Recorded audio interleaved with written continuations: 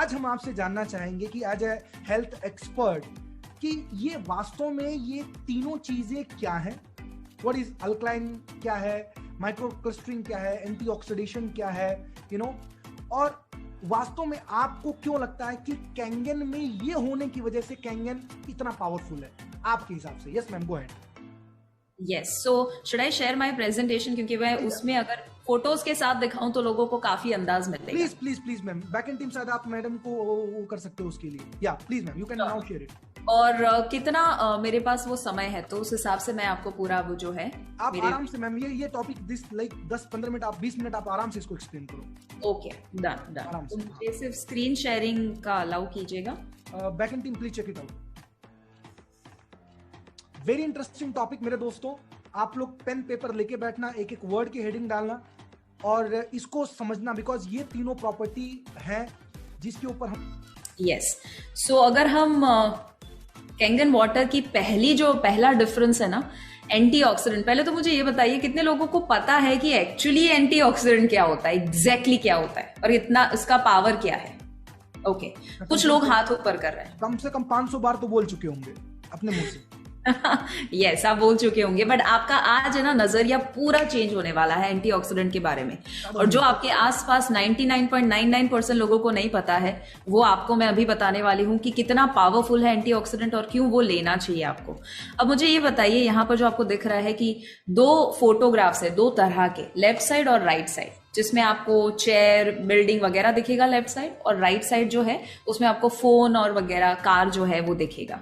The basic difference is कि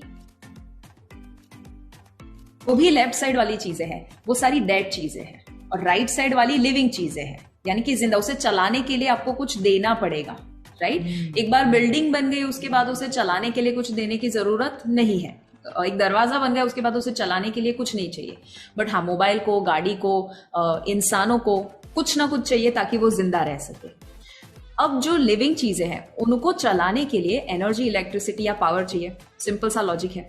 yes ma'am. अब 2 तरह की लिविंग चीजें होती है, जैसे कि मूविंग, यानी कि जो मूव कर सकती है, पोर्टेबल है, मोबाइल है, लैपटॉप है, और नॉन मूविंग यानी कि जो वायर्ड है, जैसे कि पर्सनल कंप्यूटर, टीवी वगैरह।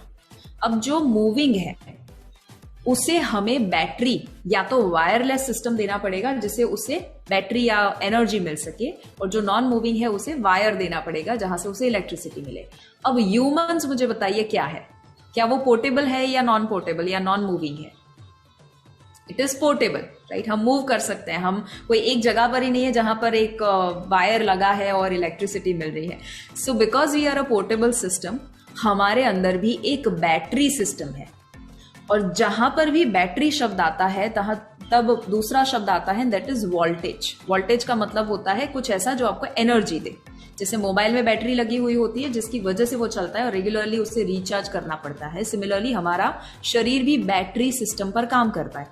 अब सवाल है कि वो वोल्टेज कौन जनरेट करता है? बैटरी क्या है शरीर का? तो जैसे मोबाइल की बैटरी होती है वैसे शरीर का बैटरी है सेल। क्योंकि अगर आप माइक्रोस्कोपिक लेवल पर देखें अपने हाथ को तो वैसे आपका हाथ दिखता है, बट माइक्रोस्कोपिक लेवल पर तो आपको वाइब्रेटिंग एनर्जी दिखेगी। बेसिकली अगर शरीर को खोला जाए तो अंदर कुछ नहीं है, वो है millions and trillions of cells. इतने सारे सेल्स, करोड़ों में सेल्स यानी कि कोश अवेलेबल है। अब ये जो कोश है वो एनर्जी जनरेट करते हैं, बैटरी है वो, बट वो मेजर कर सकते हैं हम वोल्टेज में। वोल्टेज को मेजर करने के लिए जैसे आप पानी को मेजर करते हैं तो ml में करेंगे, लीटर में करेंगे, वजन को मेजर करेंगे तो किलो में करेंगे, वैसे बैटरी को, एनर्जी को मेजर कर सकते हैं मिलीवॉट्स में, जिसे हम MV कहते हैं, मिलीवॉट्स। अब ये शब्द है ना सबको पता होना चाहिए, MV यानी मिलीवॉट्स, बहुत ही सिंपल सा शब्द है। सो वोल्टेज मतलब मिलीवॉट्स। अब आपके सेल अगर हेल्दी है तो उसका वोल्टेज -20 से -25 मिलीवॉट्स के बीच में रहेगा, -20 to -25 मिलीवॉट्स। अगर वो मिलीवॉट्स कम हो जाए और प्लस में चले जाए, दैट मीन्स बीमारी आने की संभावना बढ़ जाती है। और दूसरा, हमारे बॉडी का सेल का pH 7.35 to 7.45 के बीच में रहने के लिए बना है। अगर कोई इंसान को आप वाइब्रेटिंग, एनर्जेटिक, हेल्दी तरीके से देखते हैं, इसका मतलब है उसका सेल का pH स्लाइटली अल्कलाइन होता है। अब उसे मैं थोड़ा, इसका है ना फोटो निकाल देना, अगर आपको नहीं पता है तो इसका मतलब इसका रट्टा मान लीजिए। Okay okay, everybody please do that, take the screenshot everybody, सब लोग इसका स्क्रीनशॉट ले लीजिए एक बार। So cell voltage -20 to -25 average रहना चाहिए मिलीवोल्ट्स के बीच में, और सेल का पीएच 7.35 टू 7.45। अब यहां पर देखिए, जब हम जन्म लेते हैं ना, तब हमारा सेल का पीएच करीबन 7.60 के आसपास रहता है, यानी कि नॉर्मल से ज्यादा अल्कलाइन। इसीलिए आप देखते हैं कि उन बच्चों का सेल वोल्टेज क्योंकि -35 है, हाई है सेल वोल्टेज, उसकी वजह से उनके बच्चों के अंदर एनर्जी हाई रहती है या लो? हाई रहती है। हाई रहती है। जब एक बुजुर्ग इंसान को देखेंगे आप, तो उनके अंदर की एनर्जी हाई रहती है या लो? ज्यादातर लो रहती है। क्यों? क्योंकि सेल के वोल्टेज डाउन हो चुके हैं। हम जैसे जैसे एडल्टहुड में जाते हैं, और अगर कोई हेल्दी एडल्ट है तो उसका सेल का वोल्टेज -25 के आसपास रहता है, बट जब हम थक जाते हैं ना, तब हमारे सेल के वोल्टेज डाउन हो जाते हैं। जैसे जब आपकी बैटरी थोड़ी सी मोबाइल की डाउन हो जाती है, तो वो थोड़ा सा फंक्शनिंग में आपको प्रॉब्लम करेगा। डिस्प्ले जो है उसका ब्राइटनेस कम कर देगा, आपको पूछेगा कि पावर सेविंग मोड में चला जाऊं या नहीं। सिमिलरली हमारा बॉडी भी जब थक जाता है -15 के आसपास, और जब बीमार हो जाता है तब -10 के करीब पहुंच जाता है। और अब मुझे ये बताइए कि -10 से भी कम होगा तो क्या होगा? What do you think? You will attract chronic problems in your body. But वो कैसे हम सेल का वोल्टेज कम करते हैं? सेल का वोल्टेज हम कम करते हैं, नंबर 1, जब हम सोते नहीं हैं। इररेगुलर स्लीप क्वालिटी, अगर हम 7-8 घंटे की एवरेज स्लीप नहीं लेते हैं, और जरूरी नहीं 7-8 घंटे क्वांटिटी होना चाहिए, अच्छी नींद आनी चाहिए उस समय में। आप 5 घंटे नींद लो बट आपको ऐसा लगे कि यार सुबह उठ के फ्रेश लगता है, then it is a good sleep.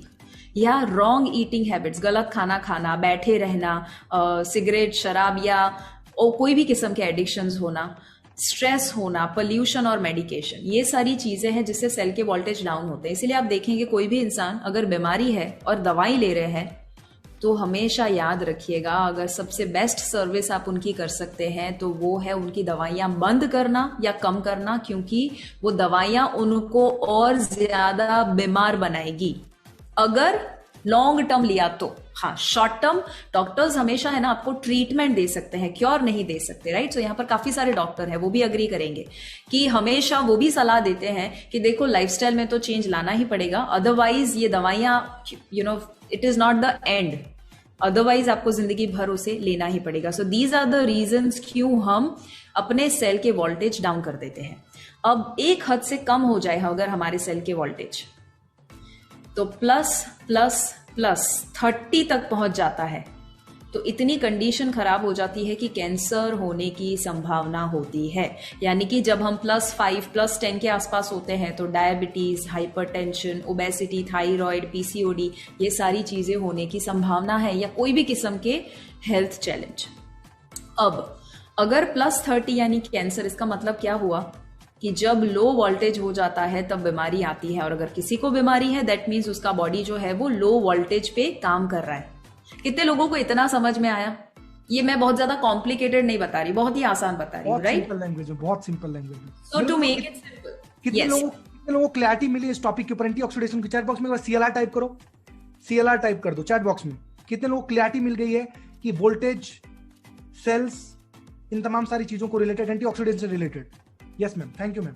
Awesome. So हमारा सेल का वोल्टेज क्या होना चाहिए? Everyone let's repeat so that you remember. -25 से लेकर यस, वोल्टेज उतना होना चाहिए। एंड हमारा सेल का पीएच कितना होना चाहिए? 7.35 से लेकर 7.45 पीएच। अगर वो है तो हेल्दी है। अगर हमारे सेल के वोल्टेज डाउन हो जाते हैं तो बीमारी आएगी या नहीं आएगी? बीमारी आएगी। सेल के वोल्टेज बढ़ते हैं यानी कि माइनस में चले जाते हैं, दैट मीन्स बीमारी जाएगी या नहीं जाएगी? जाएगी। ओके, सो हमें क्या करना है? सिंपल सा उसका लॉजिक है कि अगर हम बीमारी को दूर करना चाहते हैं, all we have to do is raise the voltage of your cells. In other words, नए सेल बनाइए, हेल्दी सेल बनाइए।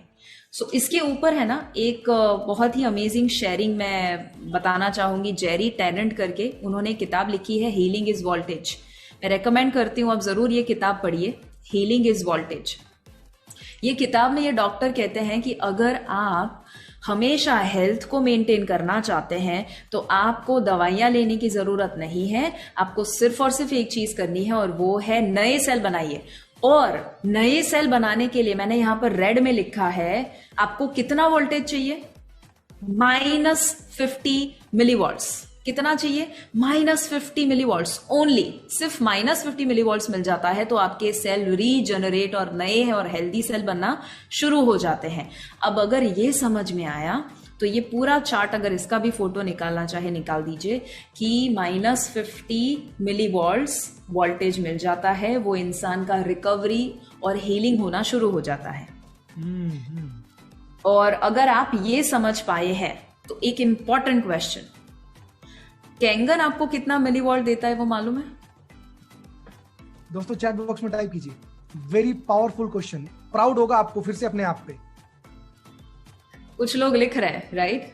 Yes yes, they are writing yes yes yes. अब आप हैरान हो जाएंगे और अब आपको पता चलेगा कितना पावरफुल है वो। सिर्फ आप जब कहते हैं ना कि इतना मिलीवॉल्ट देता है कैंगन वाटर, उसे आपको इतना एम्फसिस के साथ कहना चाहिए ना, सामने वाला हिल जाना चाहिए, अरे बाप रे इतना बड़ा देता है। वो आपको देता है, कैंगन वाटर आपको देता है -400 से लेकर -850 मिलीवॉट्स। -400 से लेकर -850। मैम, नए सेल को जनरेट करने के लिए, उसको प्रॉपर फंक्शनिंग करने के लिए भी हमको जरूरत पड़ती है मैक्सिमम -50। यस। और कैंगन हमको देता है -400 टू -850, मतलब उसका कम से कम 8 से 12 गुना ज्यादा। यस। वाओ। मतलब है हैलोजन बल्ब और अपन अभी तक उसको 2 वोल्ट के जो है बल्ब की तरह दिखा रहे थे। एवरीबॉडी आपको पता है, आप ये सारी चीजें अगर आप जेरी टेनेंट को बताओ या ऐसे लोगों को बताओ जिनको सही में पता है कि सेल्यूलर लेवल पर अपने बॉडी को चेंज कैसे करना, वो हैरान हो जाते हैं। और इसीलिए यहां पर मैं नाम तो नहीं दूंगी, बट आपको पता है कि कितने ऐसे सेलिब्रिटीज हैं और कितने ऐसे हेल्थ एंथुजियास्टिक लोग हैं, कितने ऐसे डॉक्टर हैं जो कैंगन को प्रमोट करते हैं। हाँ, yes, और वो ऐसे डॉक्टर हैं जो सही में पेशेंट की हेल्थ सही में अच्छी करना चाहते हैं। डॉक्टर हिरोमी शिन्या का आप जानते हैं, right? One of the greatest doctors that the world has ever seen. वो अगर इसे रेकमेंड करते हैं ना तो दूसरा थॉट ही नहीं आना चाहिए। वो अपने सभी पेशेंट्स को रेकमेंड करते हैं। आई मीन मैम थोड़ा इस पॉइंट को थोड़ा स्पेसिफाई करो तो थोड़ा। यहाँ पे बहुत सारे ऐसे लोग हैं, उनके गली के 4 डॉक्टर उनको मना कर देते हैं, बोलते हैं नहीं ये नहीं लेना चाहिए, ये बेकार होता है। और मैम थोड़ा सा एम्फेसाइज करना इस पॉइंट को कि 4 डॉक्टर ने मना कर दिया, सर मेरे जो डॉक्टर है ना, पर्सनल डॉक्टर, वो मेरे को मना कर रहे हैं, इसलिए मेरे को कैंगन मशीन मेरे घर में नहीं लगाना है। मैम थोड़ा सा स्पेसिफाई करो मैम इस पॉइंट। मैं आपको है ना कल की ही बात बताती हूँ। कल ही मेरे घर पे एक डॉक्टर आए थे, वैसे 2 लोग डॉक्टर्स थे, बट उसमें से एक 71 ईयर ओल्ड डॉक्टर और बहुत वेटरन डॉक्टर, मतलब बहुत ही रेप्यूटेड डॉक्टर थे। तो उनके साथ जब मेरी बात हुई, करीबन 9:30 के आसपास मेरी बात हुई, और तब कैंगन की बात निकली। उन्होंने मुझे क्या बोला पता है? शिवांगी देखो, अभी ये जो कोरोना का समय आया है ना, इतना समझ चुके हैं कि जो गली पे रहने वाले लोग हैं ना, उनको कुछ नहीं होता, बट जो बड़े बड़े लोग होते हैं ना, उनको बहुत प्रॉब्लम होता है। ठीक है, अब उनका ये एनालिसिस था। तो मैंने पूछा, अच्छा क्या लगता है आपको, क्यों ऐसा हुआ? तो बोले हम लोग है ना, अपनी इम्यूनिटी बहुत ज्यादा है क्योंकि हम सिर्फ और सिर्फ हेल्दी लाइफस्टाइल फॉलो करते हैं।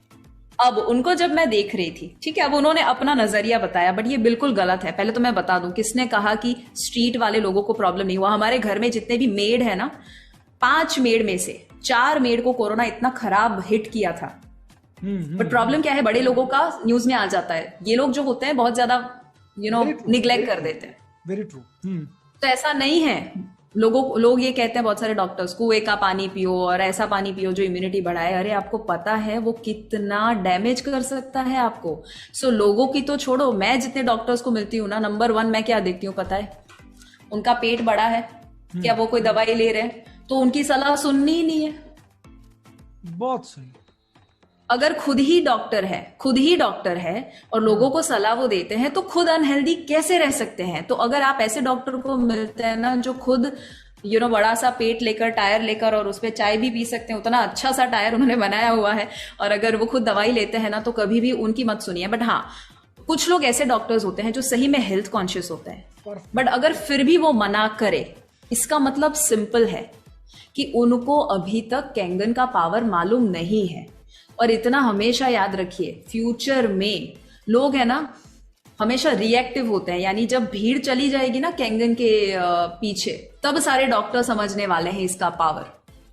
अब तक लोग नहीं समझ रहे हैं। क्यों नहीं समझ रहे हैं? क्योंकि प्रॉब्लम डॉक्टर का नहीं है, प्रॉब्लम थिंकिंग का है। वो डॉक्टर हो, इंजीनियर हो, लॉयर हो, उससे क्या फर्क पड़ता है? थिंकिंग तो वही है ना।